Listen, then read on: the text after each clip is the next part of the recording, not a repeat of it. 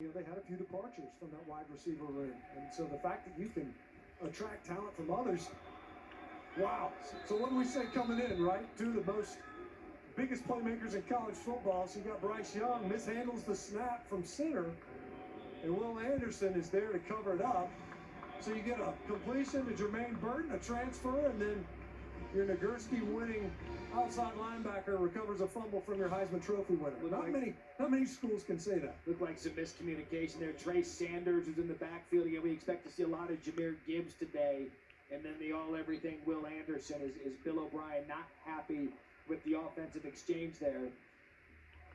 It's one of those games. The spring games are always unique because you're inevitably going to have one coach, one unit that's going to be unhappy. You'll have the other one that's going to be happy with the execution. And Jalen Milroe, the second-year guy, the second-team quarterback, he has had a remarkable spring in that he's taken that next step. Instead, the coaches love his development and what this kid can bring to the table. It really was interesting talking with him, Matt, where they were saying, look, we've kind of forced him to kind of bottle up the athleticism that we know he brings to the table, not dissimilar to from a Jalen Hurts, because they want him to be able to operate seamlessly in this offense. Were they to have to insert him, Bryce Young, something happens, next thing you know, you got to go in there, and offensively, they don't want to have this distinct departure of who they want to be offensively.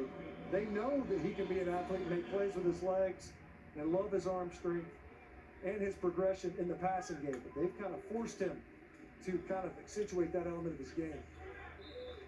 So it was 3rd and short. Again, this is a game-type simulation for these spring games. You see 4th and short now. They'll run the package they normally would on a 4th and short in a game. And you talk about looking the part. Milroe looks every bit of the part of an SEC quarterback. Oh, yeah. He's big and pretty. There's no doubt. And they've got a lot of talent at that position as well. But they made no bones about it. Bill O'Brien especially said, look, right now, this guy is our number 2. You expect to see him, see a lot of him as they try to develop him throughout this offense and their approach. So 4th down for the white team. They're going to convert. It's Jamarian Miller, early enrollee freshman, who's been very active on this drive. Malachi Moore forces him out. So let's get into some of the basics of a spring game from a player's perspective. Look, you want to win. You're competing against your teammates. As Chris said before, you get beans and weenies if you lose, a steak if you win. Besides that, you've got to get in work, because the next time we go to camp is when it counts in the fall. Yeah, this is kind of where you can establish a pecking order, right? And the coaches can get an idea of, so where are we going to start camp out? How are we going to allocate these reps? That's what's lost a lot of times, especially talk about teams with multiple quarterbacks or questions at that position. There's only so many reps to go around. And this spring practice, Matt, they were somewhat abbreviated, or at least hindered a little bit, because they only had about 12 offensive line guys to work with. So that limits what you can do. They try to run 2 different fields at the same time. There's only so many big boys up front. Doesn't matter how many skill position players you have if you don't have those 5 that can block to run some of these scrimmages. So 2nd and long for Milroe. He had a problem with the snap. Flicks it outside, and a good run after catch. Christian Leary forced out of bounds. Sophomore out of Orlando, Florida. And we've seen a couple of mishaps with the ball already. Weather in the Tuscaloosa area today. They're expecting rain throughout the afternoon. But Saban's like, hey, if you think we're going to cancel this game because of the weather, I want to play in this because we could deal with this in the regular season. Yeah, it was interesting. We said we don't really do any wet ball drills. I mean, literally, when you prepare in the season, they'll take a football, dunk it, submerge it completely in a bucket of water just so that center quarterback exchange receivers have to handle a slick, wet football. Milroe forced out of the pocket. Again, he's a black jersey, so he cannot be hit. He'll be tagged there by 34, Quandarius Robinson, after a gain of 2. You know, he came out of high school as a pro-style quarterback, but anybody you talk to that's been following Alabama through the spring, you just saw it there. Milroe's ability to run and use his feet. And you could just see Coach Saban, he's out here coaching. He's not out here just to observe. He's out there coaching up to contain defense. You can't allow your quarterback to leak. It was a nice pass rush inside by Tim Keenan to force Milroe out of the pocket.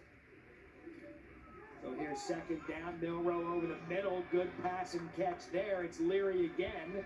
So it would appear Milroe and Leary have a little bit of chemistry working here for the White team as they move the chains. Now first and goal for White after the Bryce Young-led Crimson team turned it over on their first possession.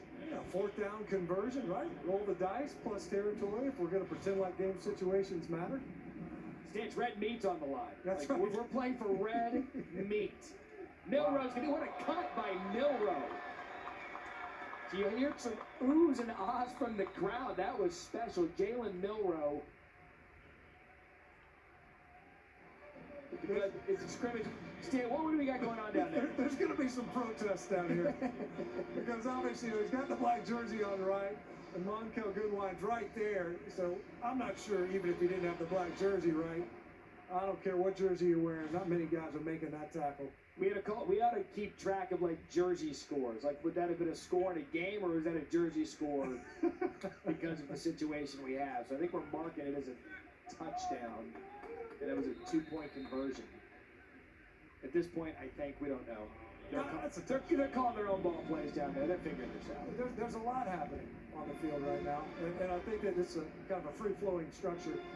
But regardless, it looked to me like I think that's what was happening on the sidelines over here on the White side, and they're sitting there arguing that should have been a score. And of course, Crimson side's going, now wait a minute, this dude's got a different colored jersey. Even if I could have made that play on video class. Hey, let's talk a second about Milroe, because he's big, he can run.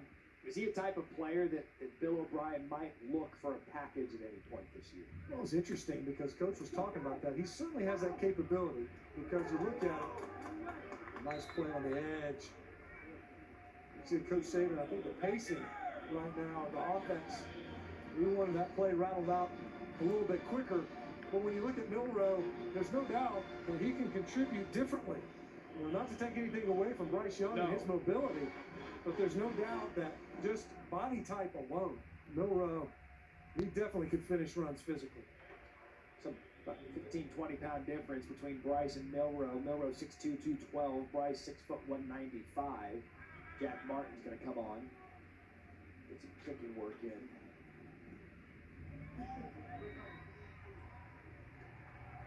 All right, so I believe we've taken the touchdown off the board. We'll be talking about this controversy the rest of the game. 3-0 White. Back after this.